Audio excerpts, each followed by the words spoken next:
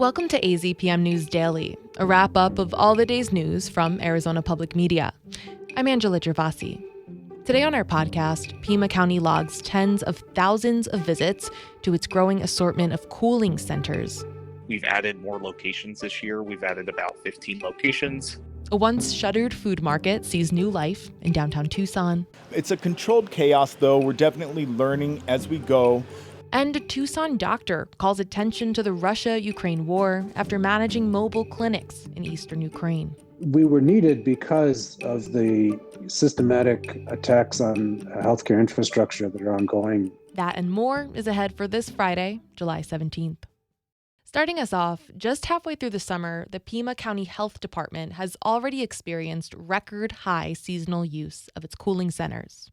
As of Friday, the county's 48 cooling centers recorded 49,000 total visitors this season. That's according to Heat Response and Relief Program Manager Nate Young. Last year, we ended the season at around 35,000 visitors. This big of an increase is partially due to the fact that we've added more locations this year. We've added about 15 locations since 2025. Pima County has recorded 30 heat-related deaths this year, including the first to ever occur in the month of March. Young said the county is working on bridging the gaps of service, such as weekend operations and pet friendliness. A plan to set up a heat relief hotline is also underway for next year. A new space telescope is designed to view distant stars through interstellar dust. Tony Perkins explains.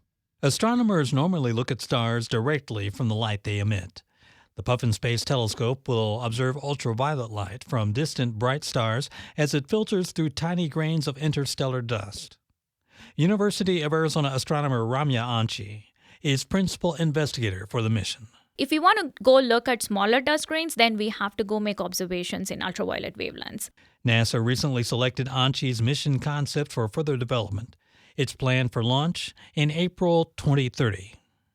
I'm Tony Perkins, AZPM News. After 18 months of preparation, the Gibson Food Hall and Market in downtown Tucson quietly opened its doors on July 10th. Just a week later, co-owner Nick Wayne Eggman says business is already booming. Very hectic. It's a controlled chaos, though. We're definitely learning as we go. Just really amazed by the response, how busy it's been without really even officially announcing that we were open till midweek. Some people may remember the location as Johnny Gibson's Downtown Market, which operated at the corner of Congress Street and South 6th Avenue for 8 years. The new Gibson Food Hall features 4 local food vendors, including Don Ribs Barbecue and Kaiju Burger, along with a grocery market, coffee bar, and full bar. Eggman says he hopes the building becomes a community hub. He says a convenience store selling snacks and toiletries is also expected to open next door before August. The Gibson Food Hall and Market is located at 11 South 6th Avenue in downtown Tucson.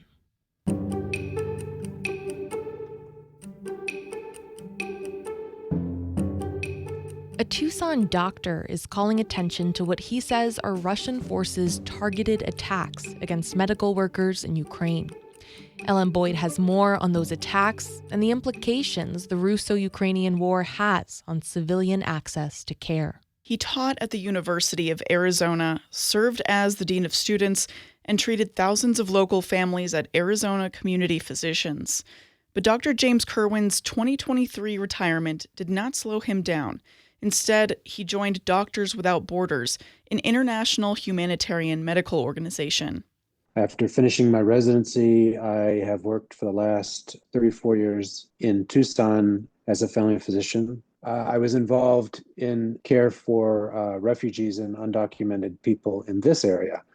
So with my experience in humanitarian care, I was very interested in continuing that work. His service took him to Honduras, where he treated migrants and refugees. In October 2025, his assignment took him to eastern Ukraine. I was specifically in the a primary care arm where we did mobile clinics for the civilians. We called it outreach. Kerwin managed 3 of those mobile clinics. He and his team traveled to villages located near the front lines in eastern Ukraine to provide primary health care to the most vulnerable populations, specifically those who had no other medical options due to the destruction of local clinics and hospitals. He says one of the team's offices in Sloviansk was bombed and had to be abandoned. But in order to avoid being targeted by Russian forces, Kerwin kept the mobile clinics at least 12 miles away from front lines. The biggest danger for us was the drones. I learned a lot about warfare and drone warfare in particular.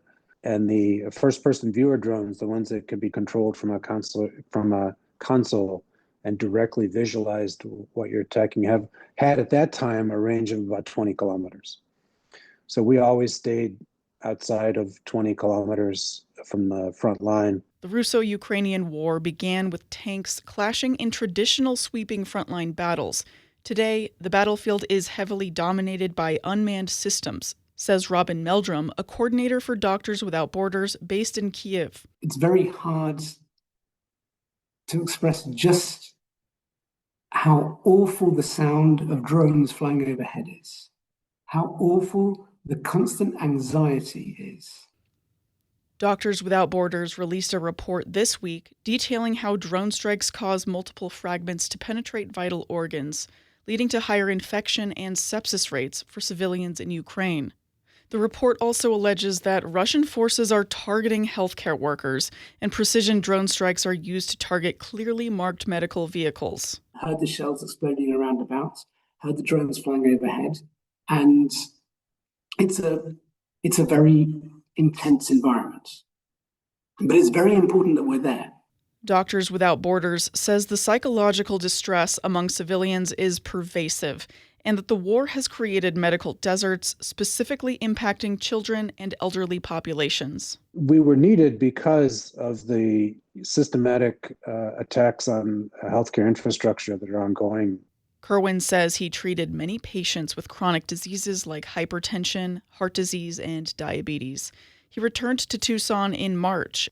He says the experience in Ukraine has fundamentally changed how he views the medical landscape here at home. I think the importance of making medical care available to everyone has really been underlined by my experience in Ukraine. As the war enters its 5th year, Doctors Without Borders is calling on international powers to uphold UN Resolution 2286, which is supposed to protect healthcare workers in conflict. L.M. Boyd, AZPM News. And now you're caught up on the stories we've covered today at Arizona Public Media. Thanks for listening. Subscribe to AZPM News Daily wherever you get your podcasts. I'm Angela Gervasi. We'll be back after the weekend.